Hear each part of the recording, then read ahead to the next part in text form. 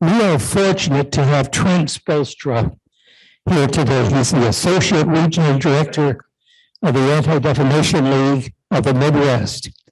He's here to help us try to sort out these questions and bring some reasoning to what's going on. Before joining the ADL, Trent worked with AmeriCorps Vista. He holds a bachelor's degree in political science from the University of Notre Dame and a master's degree in international affairs from Texas A&M University. Let's welcome Trent Spoolstra. Don, thank you very much. And can everyone hear me? Check, check. We good? Okay. Thank you all so much, Don. Thank you as well. Wish I was here today presenting on a lighter topic, a happier topic, but one that unfortunately needs to be discussed. One that I think to Don's introduction, there's been a lot happening in the last few years here in the United States, and it's going to take all of us at the end of the day to step up and say no more. And so I'm here today to talk specifically about anti-Semitism, what's been going on, and what you all can do, what all of us can do to try to stem the tide going forward. So first, for my presentation, I'll give a quick overview of ADL as an organization just for a few minutes. Next, I will talk about the wide list of anti-Semitic instances that have happened just this year. I was actually going through when I was putting together my presentation, and I was thinking back all the way back to January. The number of things that have happened this year is actually pretty astonishing. So we'll do a quick year in review. Next, we'll look at national and international anti-Semitic attitudes and polling, right? So before hatred manifests, usually it's people who have certain beliefs of marginalized groups or minorities before they act on that hatred. Next, we'll look at our audit. So every year since 1979, ADL has done an audit of anti-Semitic instances, specifically looking at harassment, vandalism, and assault. The numbers last year for 2021 are not good. We'll get to that. Next, a few ways of how you can help and how you can get involved, and afterwards, happy to take questions and answers at the end. So first, the Anti-Defamation League. We were founded in October of 1913. We are, in fact, not just a national, but actually now an international nonprofit organization. But we were founded right here in Chicago.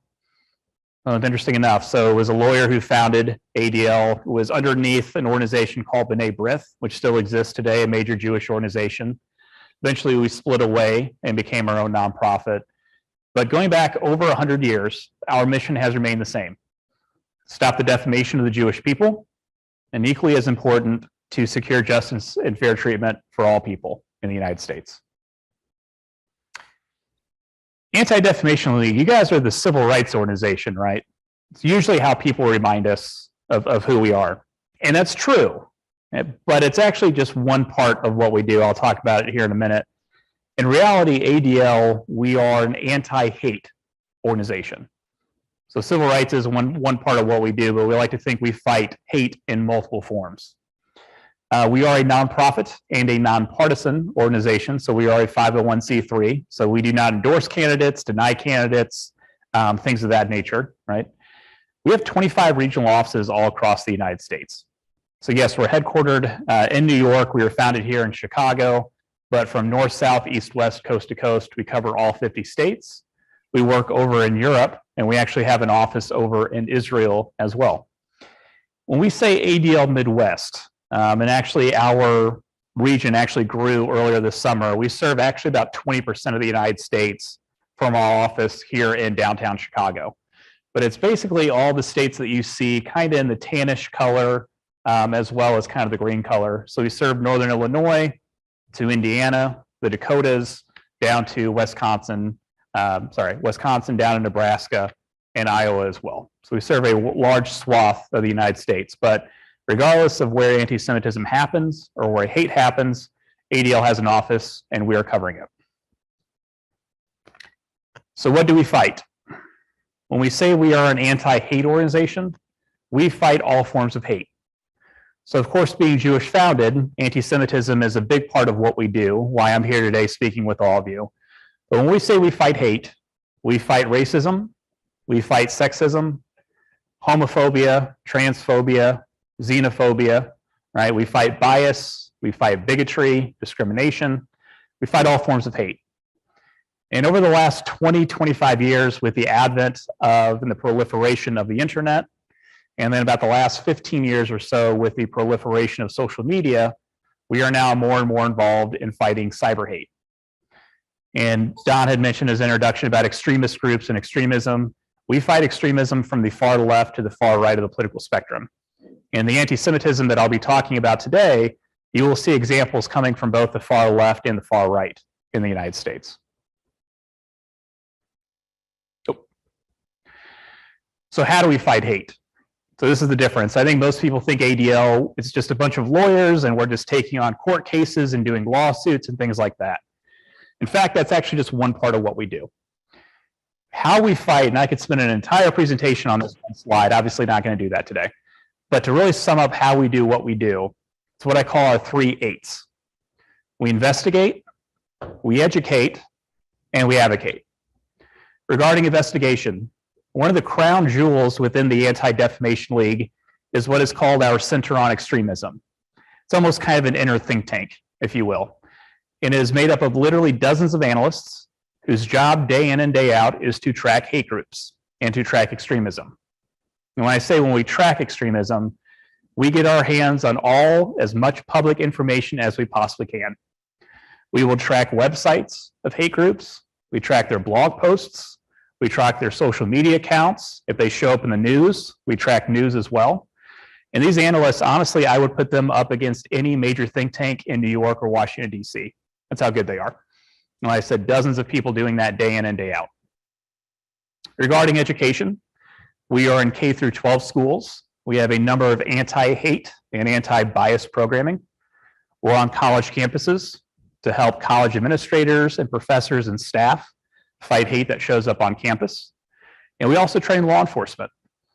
So interesting enough, ADL, we're actually one of the largest nonprofit organizations that will train law enforcement. And these relationships go back decades, probably to about actually World War II, when we saw the emergence of the German American Bund Party during World War II and Nazism starting to show up in the United States. Since the 1940s to present day, we have literally trained thousands of local, state, and federal law enforcement officials on things such as extremism and hate crimes, managing implicit bias, things of that nature. And because of that, we have incredibly strong relationships with law enforcement all across the United States. Finally, we advocate. I know the word lobbying is not exactly the most positive term in modern American society, but the kind of lobbying that we do is either going to Capitol Hill or going to state legislatures, and we will promote anti-hate legislation. Whether it is promoting anti-hate crimes, at the state level mandating Holocaust education, and then working with government officials to keep them up to date on what's going on in society and how they can help. So we are way more than just a civil rights organization. We investigate, we educate, and we advocate, do quite a bit. Okay, let's get into the meat, talking about anti-Semitism. Given the nature of the work that I do, it's very much a present here and now kind of focus that we have at ADL, because we have so many things coming in. And when I was putting together this presentation, I was thinking back to this year. It finally kind of hit me how many things newsworthy items have happened in 11 and a half months. We're actually not even to the end of the year yet.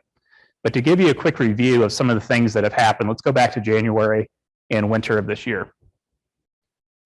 In January, just a couple weeks after the new year, we received reports on a Saturday morning that a synagogue in Colleyville, Texas was taken hostage. Thankfully, no one was harmed, thanks to the training that the rabbi and a number of congregants had received. But on CNN, I remember watching this, it was on Saturday, for about 11, 12 hours, this synagogue was held hostage. A number of people were taken hostage. Thankfully, no one was harmed. A couple weeks after that, more locally, West Rogers Park, Don had mentioned this. There was a number of vandalism cases and actually a couple of harassment cases that happened against the Jewish Orthodox community in West Rogers Park within about a 4 or 5 day period. Fast forward to spring going into summer. We started seeing a number of things, as you see here on the left side of your screen, number of anti-Semitic flyering. This happened very predominantly across the North Shore here, right? And we received reports day in and day out of flyers being distributed across neighborhoods, across parks, across public places. Very vile, very obviously inaccurate, very anti-Semitic material used to stir up communities, to stir up fear. Going then to September, this was actually one of the, I think the first day of school at the University of Wisconsin-Madison, there was a chalking incident that took place. So a number of anti-Israel groups on campus, I would argue anti-Semitic groups, started chalking across the sidewalks on the campus of the University of Madison, not only saying anti-Israel remarks, but specifically then calling out groups like Hillel and Chabad and other student Jewish organizations on campus saying it's your fault of what's happening over in Israel. Your blood, the blood of the Palestinians is on your hands. So it wasn't enough just to criticize Israel. Now there are specific Jewish groups on campus being singled out for the actions of what's going on over in Israel. Don alluded to this too. So going later into this year, Donald Trump, known for many controversial statements he has made on Twitter, tweeted this actually last month saying, "No president has done more for Israel than I have." Somewhat surprisingly, however, our wonderful evangelicals are far more appreciative of this than the people of the Jewish faith.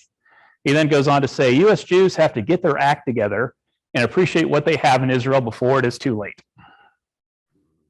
Those statements are problematic on a number of reasons. One of the reasons being Jewish people, we are not a monolithic group. There's a wide range of beliefs in terms of support or maybe disagreement with Israel, but summing up the entire Jewish people saying you don't have it together and you don't support Israel is ridiculous. The event that happened actually last week that Don mentioned as well, we received reports almost immediately, thanks to the partnerships we have with local news agencies, about a cemetery, a Jewish cemetery in Waukegan that was destructed and vandalized. You don't see it in this photo specifically. Of course, you see the harmful swastikas, but one of the spray paintings on one of the gravestones literally read, "Kanye was right. Ye was right." And that leads to what has been in the news the last couple of weeks, these statements that were made from celebrities like Kanye West and Kyrie Irving. Of course, when you look at Kanye West, horrible 3 sentences, but 3 sentences that are just stoked in anti-Semitic beliefs as well as anti-Semitic rhetoric. Equally as shocking, I would argue, is Kyrie Irving, who is followed by, I think last count, 3.5–4 million people on Twitter.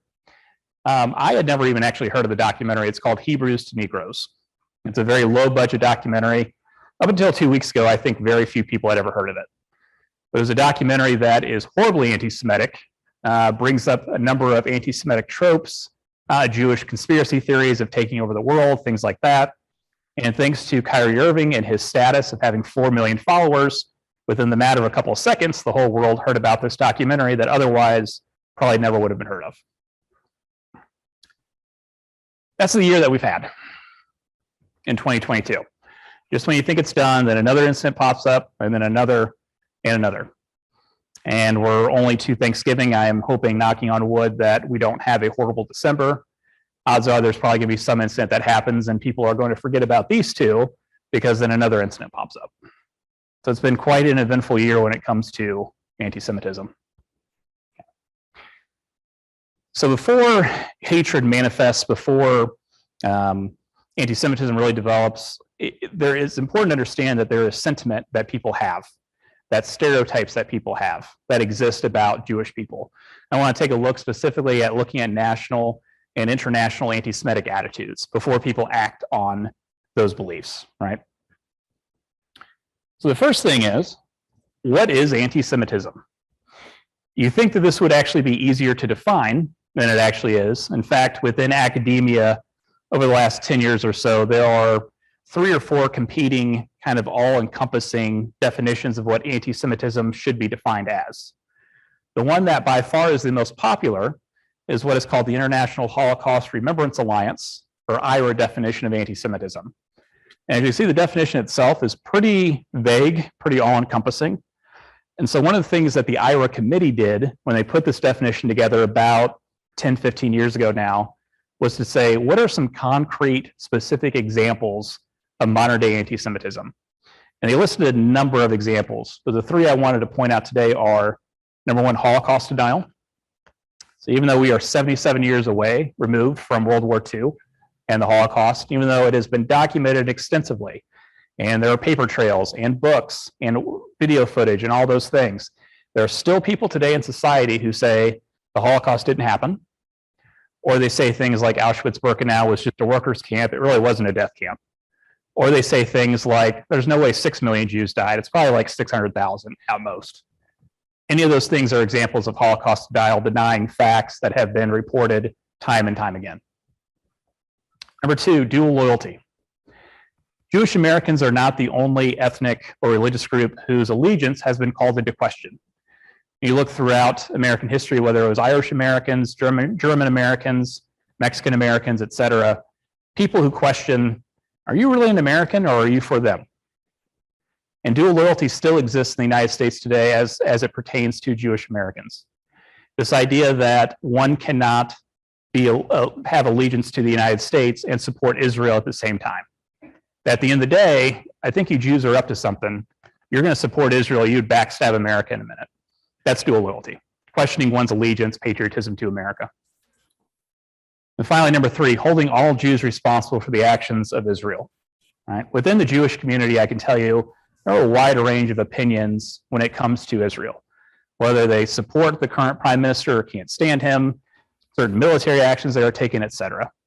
Regardless, though, when Jewish Americans, when people look and criticize Israel and they look to the Jewish community and say, it's your fault what's happening over in the Middle East.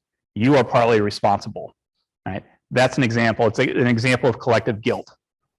Jews here in America have no control of what's happening over in Israel, the Middle East, but yet they get put into that pot of blame, so to speak, and get blamed for those actions as well. These are some kind of contemporary, concrete examples of modern day anti-Semitism that we see pop up over and over again. Even though historically anti-Semitism has kind of gone up and down throughout the decades, in ADL we do surveys every few years. It's actually a survey that we are conducting, hopefully will come out and will be made public sometime next year, looking at the numbers of sentiment in the United States. So there are times where it goes up and it goes down and it just kind of wavers back and forth. Regardless of that, there are still some what I call very stubborn stereotypes or tropes that millions of Americans still believe about Jews even today. One example, for instance, 27% of Americans, according to our survey, last time we did this in 2019, who believe that Jews are responsible for the death of Jesus. It's historically inaccurate. The Catholic Church and a number of mainstream Christian organizations have said that was false, but there's still almost a quarter of Americans who believe that. Going back to the idea of dual loyalty, about a quarter of Americans believe that at the end of the day, Jews are actually more loyal to Israel than they are to the United States, calling into their question of their allegiance. 20%, and as a former high school history teacher, this blows my mind, 20% of Americans believe that as Jews, we talk too much about the Holocaust. Right? Get over it. Happened 75 years ago, move on. 15%, 1 out of 8 of Americans believe that Jews still have too much power in the business world, right? Going back to that trope that has existed for centuries. And then 1 out of 10 believe that Jews have too much control over the US government, specifically as it relates to US foreign policy. So if there was one silver lining, I guess, on this slide, none of these numbers are 51% or higher, but the majority of Americans aren't believing these things. But even at 24%, we're a country of 330 million Americans, right? 24% is about 80 million Americans. That's a big chunk of people who still question Jewish allegiance to America, who still believe that Jews collectively are responsible for the death of Jesus. Talking millions and millions of people who still believe very, very common stereotypes that have existed for decades, if not centuries. Okay, that's a national level. What about internationally? Every few years, ADL conducts what's called our Global 100 survey. And these are telephone interviews with people across the entire world to gauge their sentiment regarding anti-Semitism, regarding Jewish people, okay? Now here's the thing, You can't exactly call up someone in, say, France or Argentina and say, hello, are you anti-Semitic, yes or no? Right? Most people are not going to admit to that. So how we determine anti-Semitic sentiment is we will ask or make these 11 statements, right, to individuals. I won't read all of them, I'll read a couple of them to you.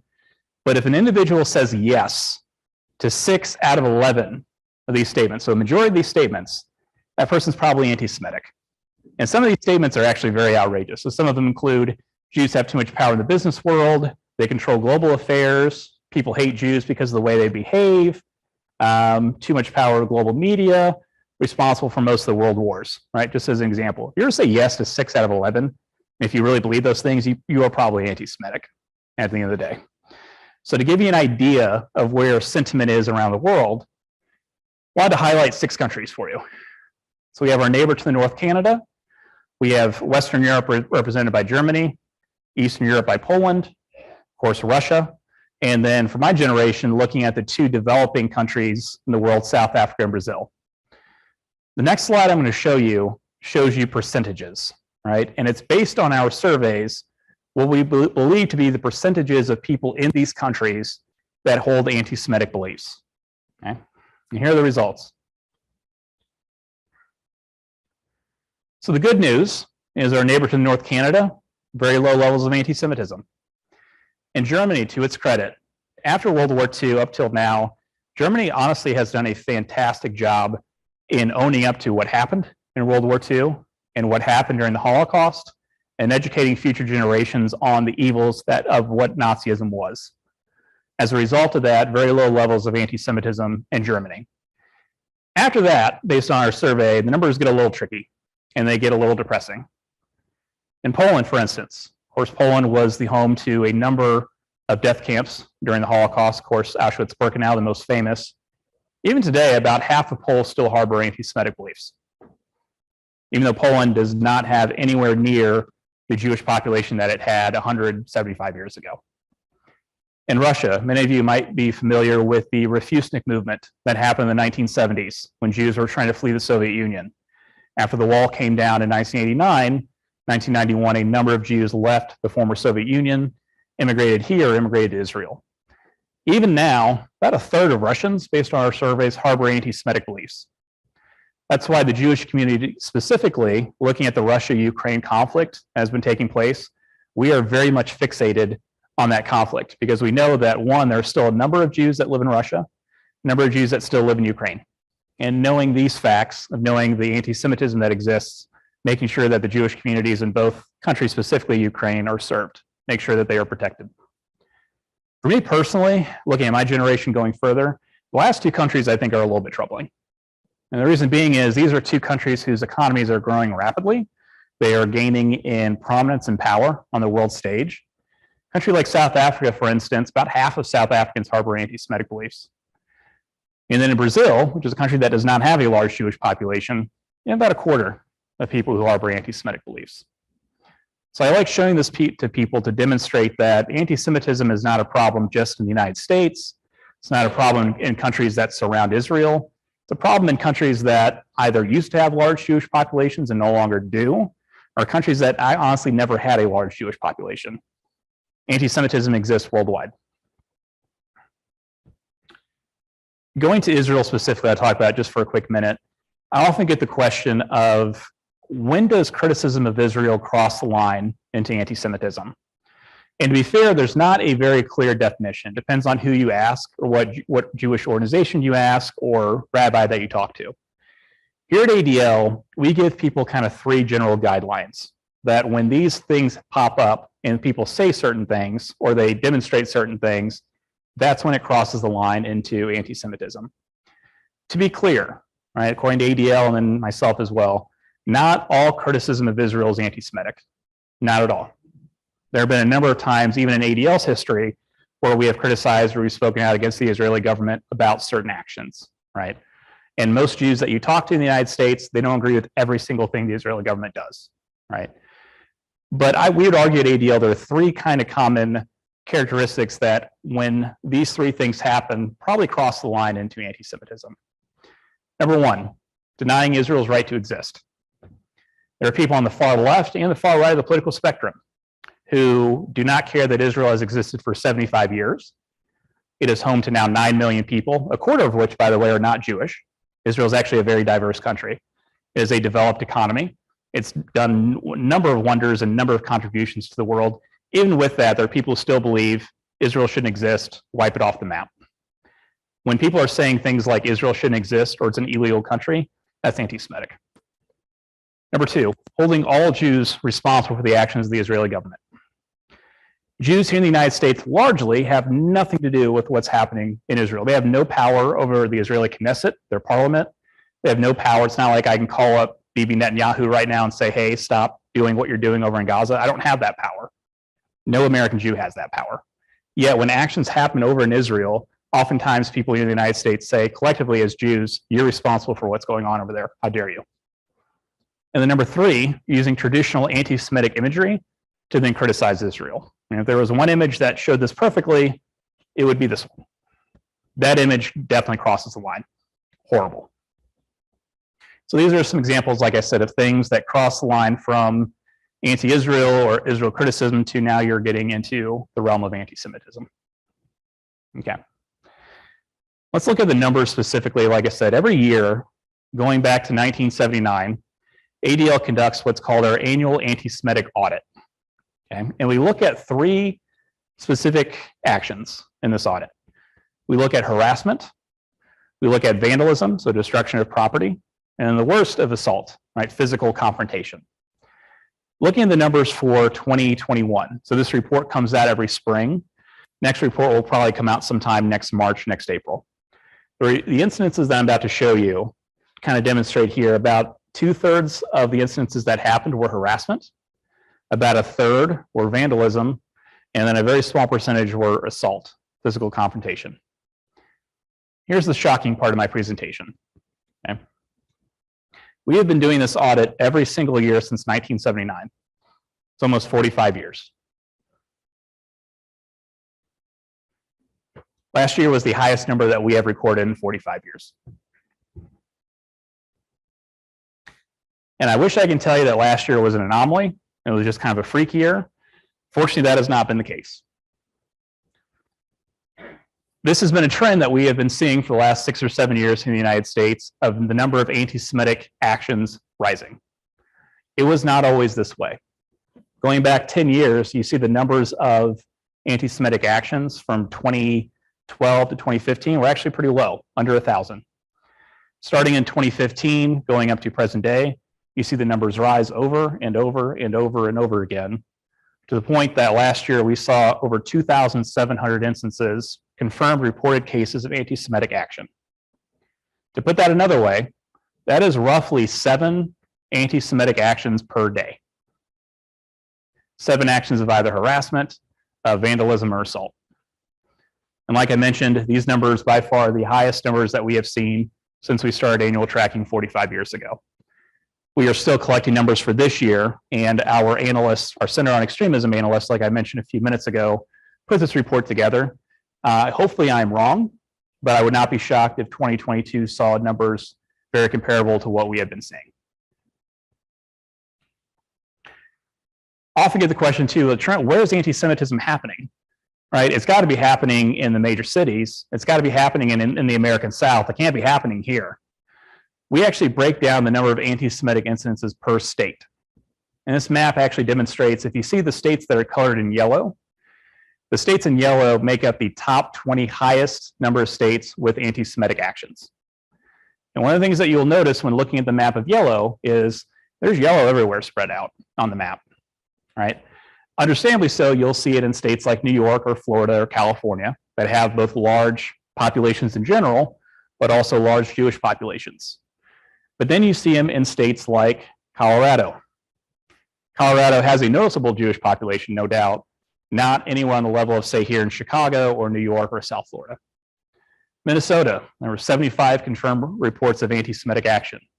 Minnesota, once again, decent sized Jewish population, nowhere on the size of, say, here in Chicago or South Florida. So when I show this map to people, it is to demonstrate that anti-Semitism is not just a problem on the coasts. It's not a problem in the American South. It is a problem everywhere across the United States. Okay.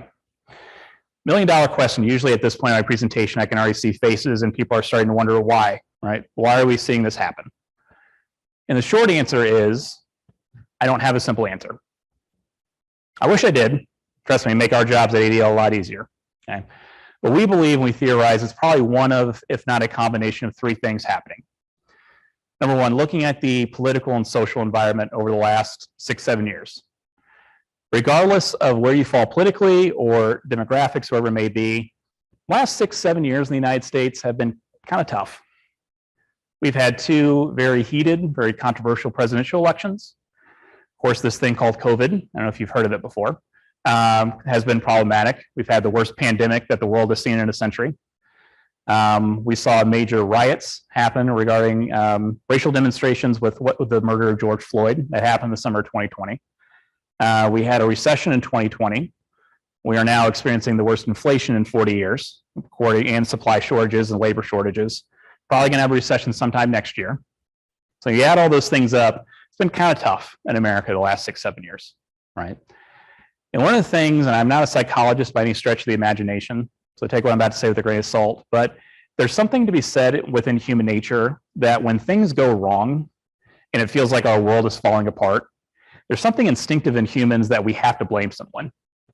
It has to be somebody's fault that the economy is falling apart. It has to be somebody's fault that this pandemic's going on. It doesn't seem like it's getting better.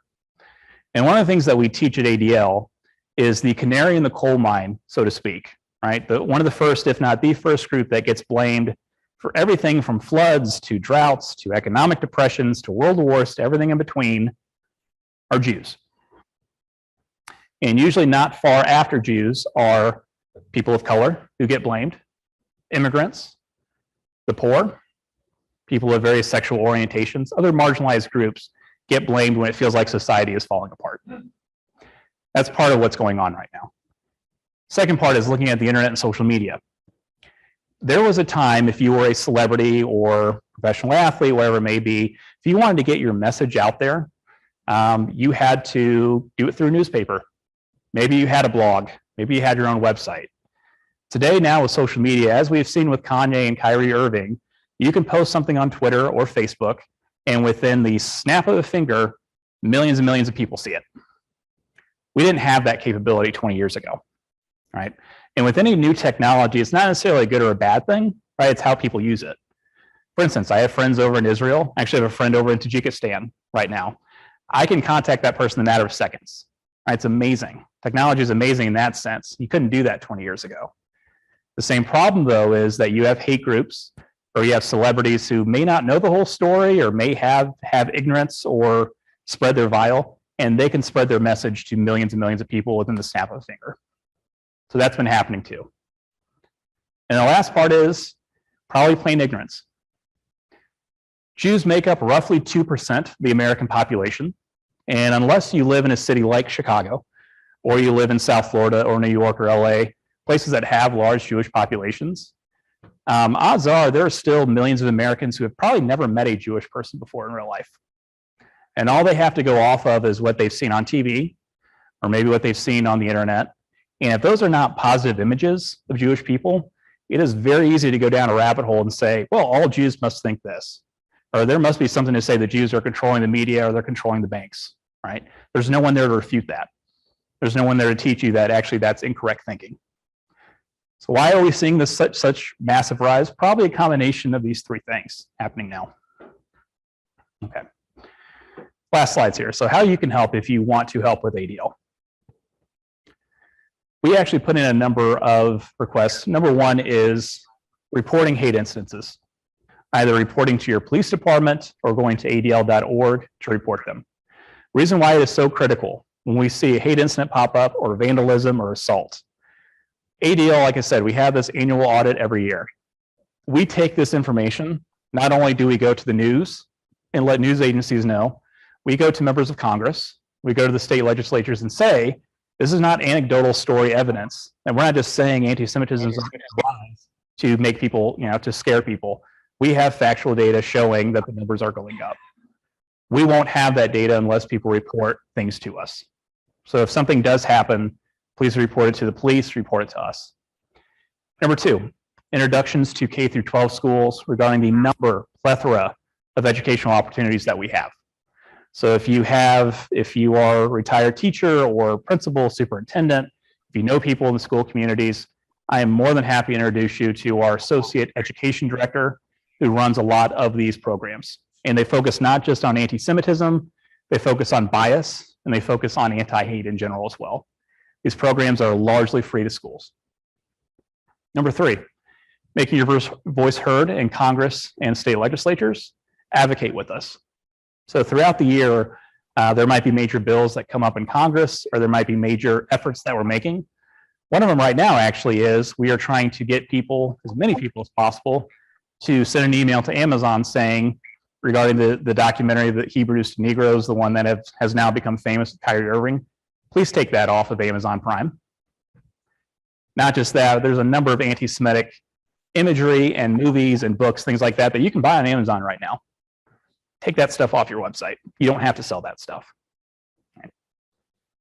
Requesting training or presentation for your civic group, your social group, your church, whatever it may be. When I do presentations like this, a lot of times it is, I've done a presentation before and somebody will say, will you come speak at my church or will you come speak at my social group? Absolutely, I will. I'm more than happy to speak to whoever is willing to listen. And then lastly, we have our newsletter. We're on social media. You can feel free to join and find out what we're doing and the things that we have going on year round. And so with that, here's my contact information. I'll leave it up. I also have business cards as well. But thank you all for listening. I appreciate it. And I want to open it up now to Q&A. Thank you. Oh, my name is Ed Robe. But I'm curious, it seems to me that the large concentrations of Jewish people are also large concentrations of Muslim people, many of whom are relatively recent into the United States, recent immigrants, particularly in Minneapolis, for example. What's her name? Ilhan Omar gets up in Congress and makes these anti-Semitic comments. How much can you ascribe any degree of anti-Semitism and acts of anti-Semitism to that factor? Sure, absolutely. Yeah. So this is a perfect example of anti-Semitism that exists not just in the far right, but we're starting to see it grow more and more on the far left. And you have what is called the quote unquote the squad on Capitol Hill. These are made up of Democratic socialists like Ilhan Omar, Rashida Tlaib, other individuals who their comments are not even just anti-Israel. They cross the line time and time again, and they make anti-Semitic comments. So to your point, one of the reasons why we saw Minnesota rise was, you all remember May of 2021, last year, was the last time that Israel conducted military operations against Hamas. There was about a 2-week battle that took place. I didn't show it on the slide here, but one of the things that we noticed was we actually took data from May of 2020 and we took data in May of 2021. The same time period, right, when the conflict was happening in May of 2021, same time period, May of 2020. And we wanted to compare because we believed at ADL, anytime there is military action in the Middle East, anti-Semitism rises here in the United States. Lo and behold, as you would guess, when the conflict took place, there were actually over 115% increase in anti-Semitic activity in the United States in May of 2021 when the conflict was going on compared to May of 2020. So part of that was, as we saw in Minnesota, there were acts of harassment, there were acts of violence. There were stories in New York or LA of Jewish individuals having dinner or having lunch outside and anti-Israel protesters coming up and harassing them, right, out of nowhere. So part of that too is like, yes, we are still seeing the traditional, I call them goons, like traditional groups, you know, the Nazis and skinheads and the alt-right, things like that. But also equally scary, we're starting to see more and more action from the far left, from groups who are not even anti-Israel, they are truly anti-Semitic. Yeah. There are a number of other organizations that seek to protect Jewish students on college campuses. For example, ZOA, Camera, Turning Point USA, on and on. Yep. What is, does ADL correlate with them, or are you in competition with them? What is your relationship with these other organizations? Yeah, no, great question. So oftentimes when people ask, why are there so many Jewish organizations? Why are there so many anti-hate organizations? Can't it just be one group that does it? And I have to explain to people that anti-Semitism and hate in general has gotten so bad, no one group has a monopoly on solving it. Trust me, at ADL, we're an organization, we have about 400 individuals. 400 individuals cannot solve the tide of anti-Semitism. It takes a number of Jewish organizations, right? So each Jewish organization, each pro-Israel organization, we have our own specificity, if you will, their own strengths that we have. So there are things that CAMRA does that we don't do.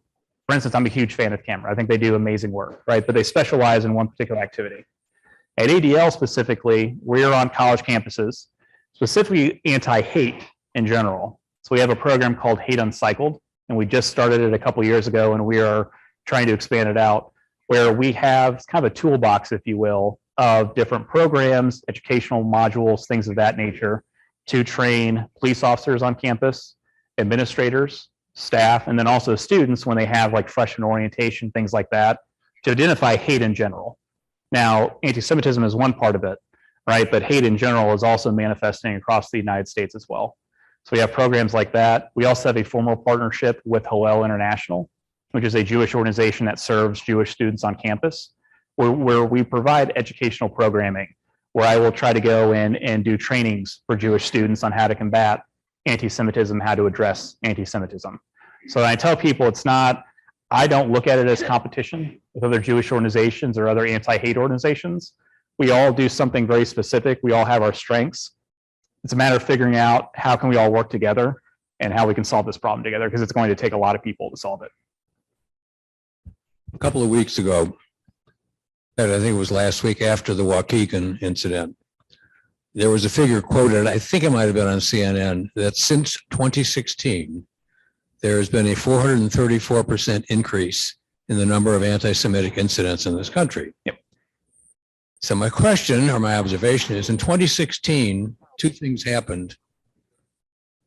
One of them, the Cubs won the World Series. Absolutely, yes. I don't think that has anything to do with this topic. Probably not, yeah. The other is a certain individual was elected to the highest office in the land. It's odd that since 2016, we've had that kind of an increase in anti-Semitic incidents. From my observation, that certain individual has done nothing to try to quell what's been going on. And so my question to you is, what interaction, if any, does ADL have with that certain individual and his organization? Sure, absolutely. So, Hey, Bob, this is Ron, and I want to pop in to tie into what you said, a question that I have on Zoom. Let me read it because I think it's related.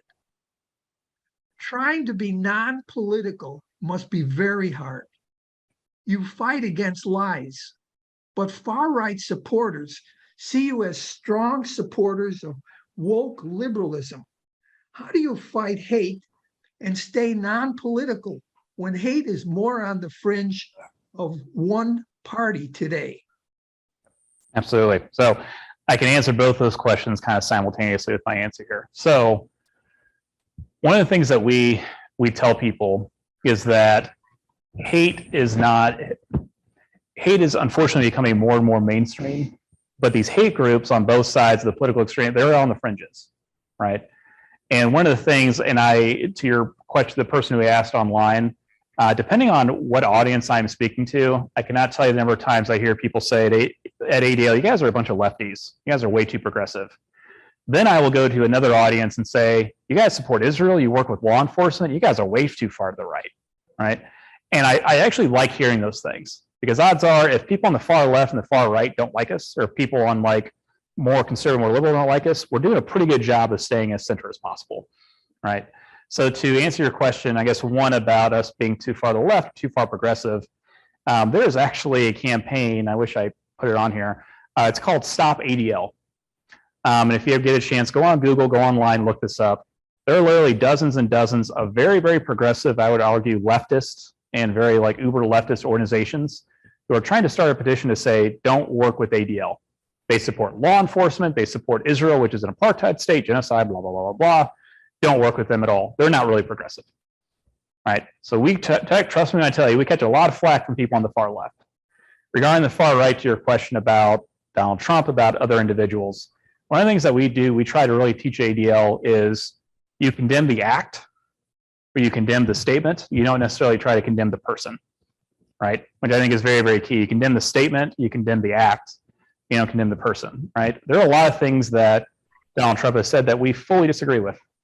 And we also believe that due to his rhetoric, there are people on the far right, whether the alt-right, as we saw in Charlottesville in 2017, and other organizations that feel compelled to say, and they feel almost like that what Donald Trump is saying is kind of a whistle to saying it's okay to go do what you're doing, right? But to be fair, at the same time as radical right-wing ideas are becoming more and more mainstream, you have people on the far left who look at people on the far right and say they're acting up.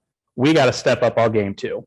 And because of that, you're starting to see more and more far left ideas now work its way into the mainstream as well, right? So to be fair, there's enough blame to go around on both sides. Trust me when I tell you, there's, depending on who you ask at COE, we literally have analysts whose job it is to track left-wing anti-Semitism, anti-Israel stuff. We then have analysts whose sole job it is to focus on right-wing extremism. Right, so depending on who you talk to, trust me, like it's an ongoing debate. Which one's worse? I would argue both of them equally are worse. They're different problems. Because of that, we have to have different solutions. But it truly is a fringe issue that's going on right now in the United States.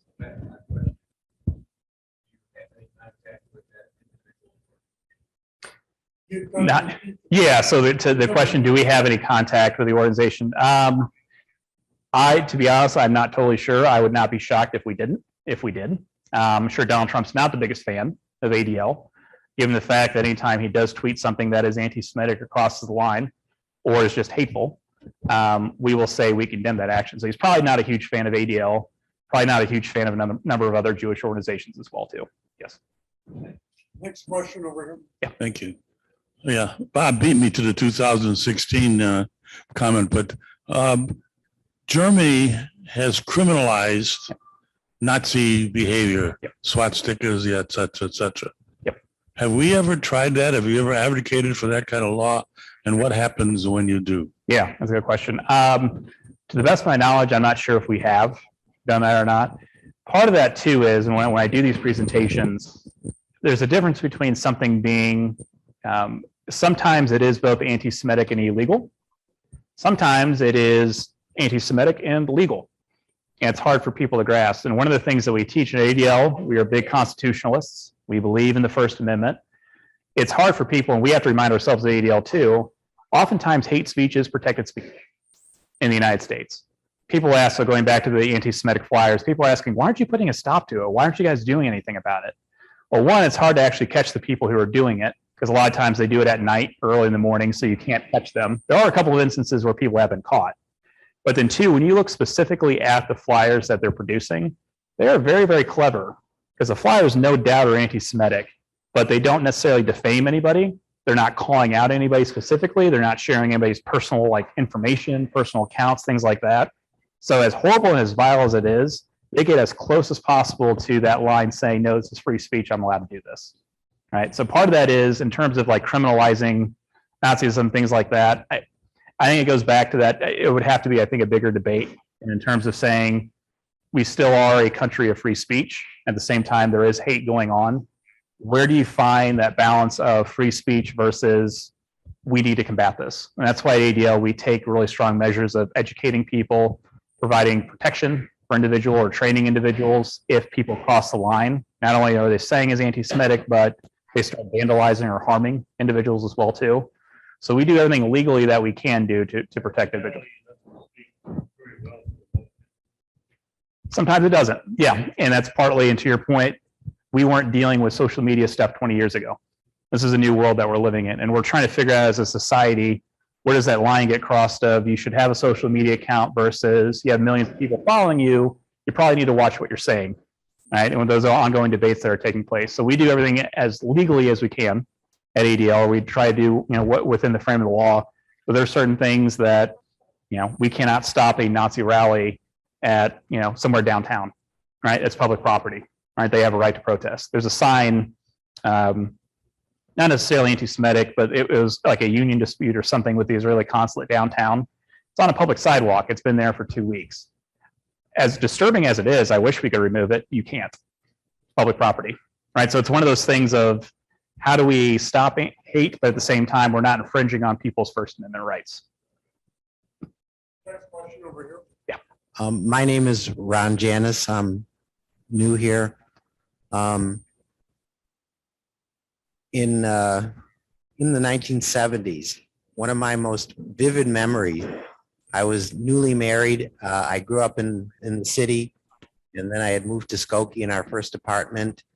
And I found myself standing on the steps of the Skokie courthouse with a baseball bat in my hand, waiting for the Nazis who vowed to come and to do some harm, which I didn't know what it was, but I felt obligated to be there.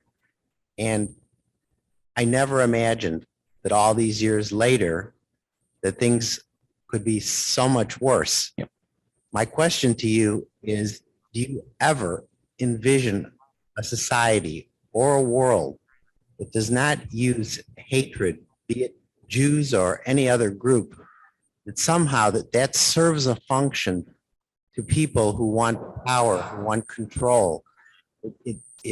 It seems as though it is a mechanism that many people use, and it's so successful. It could be immigrants, it could be people of color. The Jews, unfortunately, just happen to be available, and the mechanism is already there. A lot of the groundwork has already been done. Can you imagine, can you tell me that somehow in the future that humans will evolve to where this does not serve them anymore? I really hope so. Yeah, I really hope so. It would be great if I didn't have, in an ideal world, my job wouldn't exist. ADL would not exist because there wouldn't be a need for that to happen. Until we get to that point, like I said, we do everything legally we can to teach individuals and to instruct individuals on why. It's like, yeah, you can go on Twitter and say almost whatever you want to say. Is it a good idea to do that? Probably not. No, right? You can go march in Skokie, which was in the 1970s. I'm very familiar, right? Largely Jewish population. Are you allowed to do that? Yeah. Is it a good idea to do that? Probably not. No. It's part of educating, I think, educating all society, but then specifically educating the next generation. Because when you go back to Charlottesville, for instance, in 2017, a lot of young people were at that rally. It wasn't people your age. It wasn't baby boomers. There were young people, there were people my age who were there. Clearly, so they got lost somewhere in the process of saying what you're believing. You went on a really wicked left turn somewhere, a wicked right turn, and you got lost. That's why we try to reach out to as many kids as we possibly can and college students to say, no, what you're learning online is not always true. What you're seeing on social media is not always true.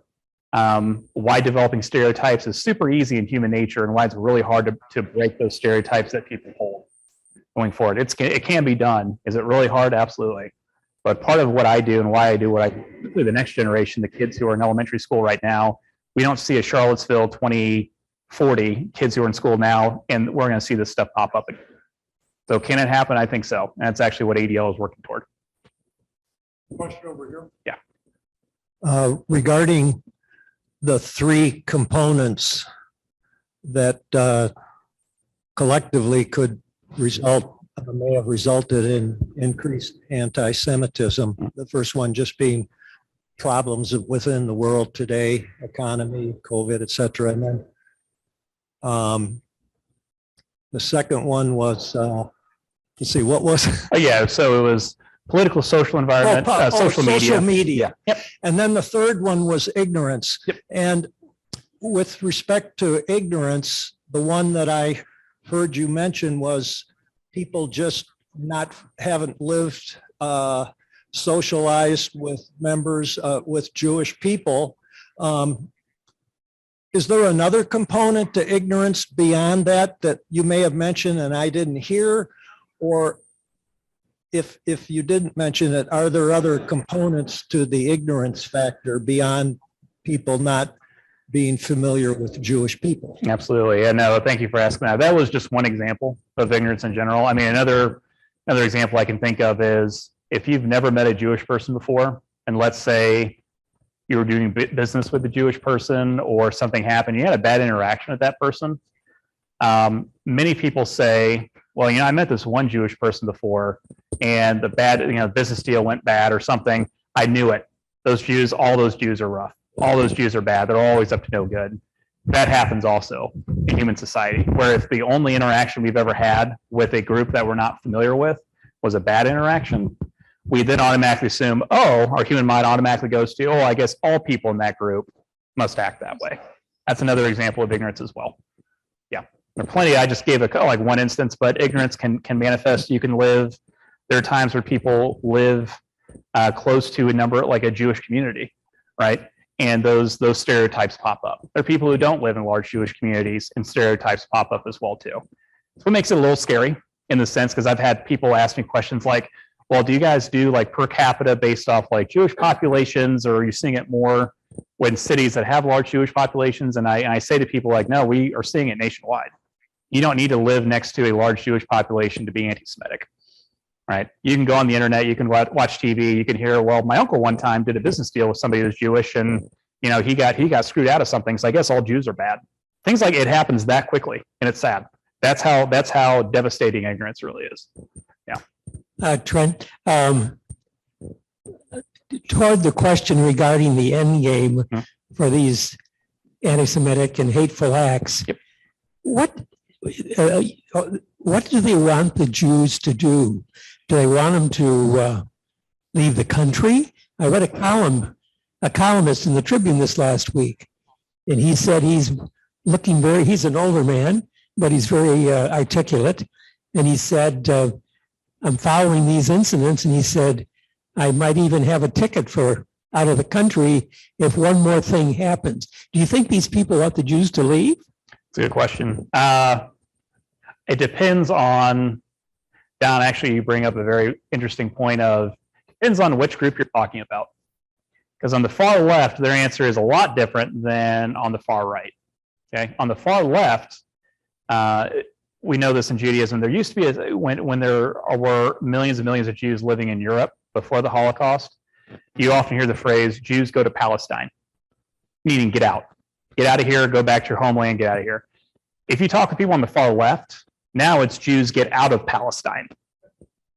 You shouldn't have been there to begin with. Your country's illegal, you stole land, et cetera, et cetera. You don't deserve to be there, now you get out.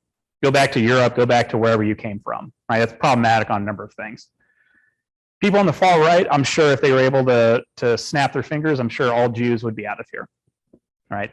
People on the far left, it's more nuanced, it's more complicated. One of the things we're seeing now is, especially on college campuses, you have student groups who are very progressive and almost purists.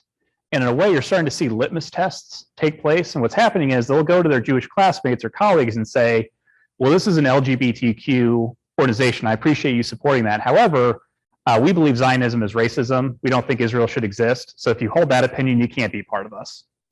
So basically, they're questioning, and we know the vast majority of Jews have some connection to Israel. So basically, what we're seeing on the far left is you get a choice. Either you're with us, you're a true progressive, or you're a Zionist. You don't get to be both. So you get to choose. So it's a little different in terms of on the far left, you're talking the far left. Probably what most people on the far left want to see is Jews are okay. You just need to get rid of the Israel part. Get rid of that part.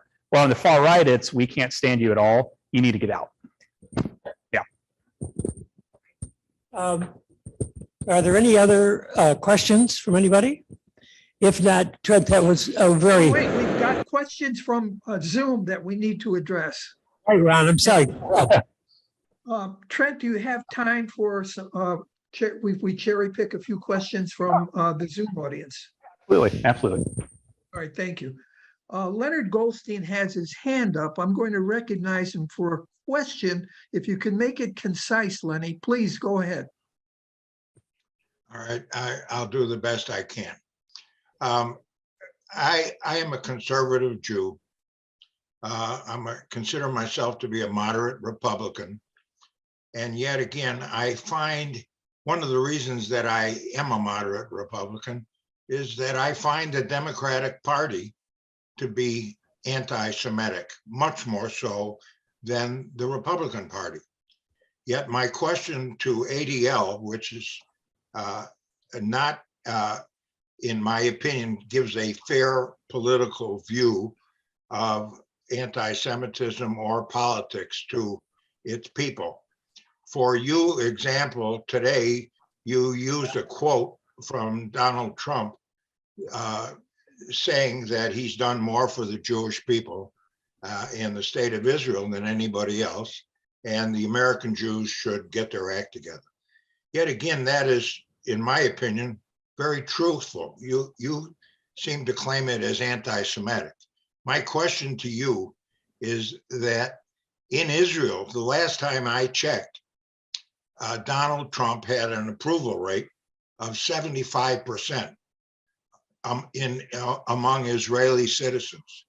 And yet again, American Jews, 65 to 70% approximately, vote Democratic. Why do you think that exists today? Yeah, no, it's a great question. Thank you for asking that.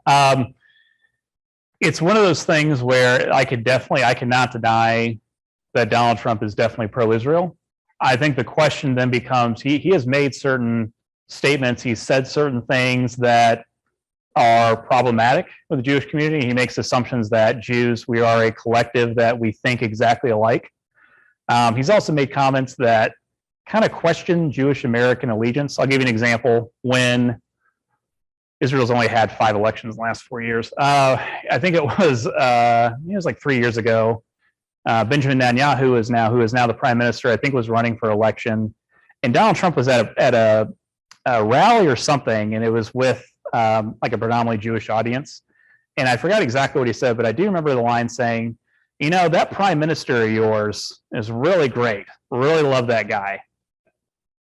Problem is with that, Benjamin Netanyahu is not my prime minister. I'm not a citizen of the state of Israel, and I would probably guess the majority of people who were sitting in that crowd were not citizens of Israel. They might have had dual citizenship. In that case, I guess that statement would apply, but that is an example of the idea that as Jews, that one, we all support whoever's in power, but then two, that somehow a bunch of like all American Jews, we get to vote in the Israeli election, which is not the case, right? So that's one example. I think, the other example of saying you Jews, all of you Jews need to get your act together and support, well, it's not that, there are a wide range of views, and Jews should be able to have a wide range of views when it comes to the state of Israel being able to disagree or not, right? It's to say like no ethnic group, no racial group is monolithic and votes exactly alike or believes exactly alike.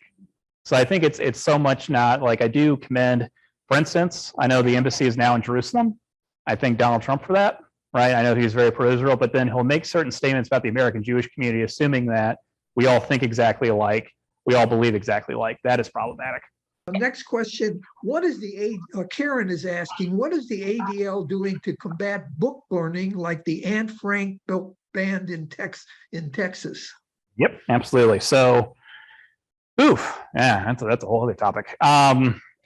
Regarding what we're seeing in education today, and you bring up a very good point, which is regarding, I know we don't really have time to delve into critical race theory or like the aftermath or things like that. One of the things that we're seeing right now in education is that depending on how a state votes on certain legislation, there are certain parameters, for instance, I think in Texas that it says, if you're teaching a controversial topic, you have to teach both sides of it, okay? Problem was there was one superintendent, I think it was in Westlake, so right outside Austin, when they got to the topic of, say, like Nazism in World War II, the person thought, well, this is a controversial topic, it's hard to talk about. I guess we're going to have to talk about it from the Jewish perspective and the Nazi perspective. No, that's not what that means, right? There was another, actually an Indiana state senator who argued, well, I don't want teachers showing their personal opinion. All you do is just teach the facts. That's all you're supposed to do. I don't want your personal opinions about Nazism and fascism and communism. Just teach the facts. Like, I think we can all agree collectively Nazism was a horrible idea and communism was a horrible idea. Like these are pretty common, well agreed upon ideas, right? The problem is what we're seeing right now in society across certain states are you're seeing people saying, okay, we're going to pass this law. We can't talk about certain things because it's controversial. It's hard to talk about, which also, by the way, is why Holocaust education is becoming very lackluster in certain parts of the United States because there are people who don't want to touch it. It's hard to talk about. It's uncomfortable. I don't want to touch it. As somebody as a former teacher, and I guess what I'm about to say is controversial, I guess, but That's the point of education. You're supposed to talk about uncomfortable things. You're supposed to bring up uncomfortable why, to make sure that those things don't happen again. That's the job of an educator, right? It's not to shield us from uncomfortable topics, to say, no, these things happened. We need to make sure you know it, so hopefully it does not happen again. So that's a whole other range of topics that we're seeing in education, these debates on what should be taught, what is taught, is this too controversial, how do you cover it? And as a part, there are certain school districts who say, we got to get rid of everything that's controversial, we just don't want to talk about it.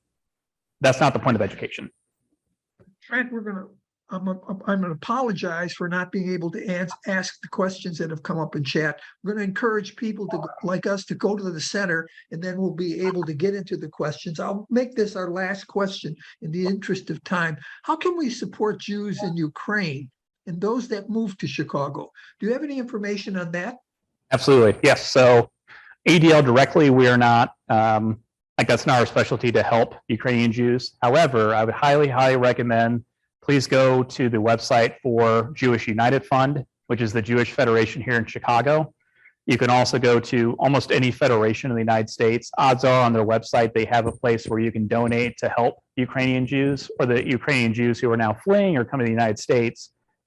You can help them that way. But I'd highly recommend go to the Jewish Federation of Chicago website. Odds are it's probably still one of the first things you'll see on their website. They have a place where you can go donate and help. Thank you. I'm going to turn it back to Don and to Fred to conclude our meeting. Thank you so much. Thank you all. Appreciate it. Okay.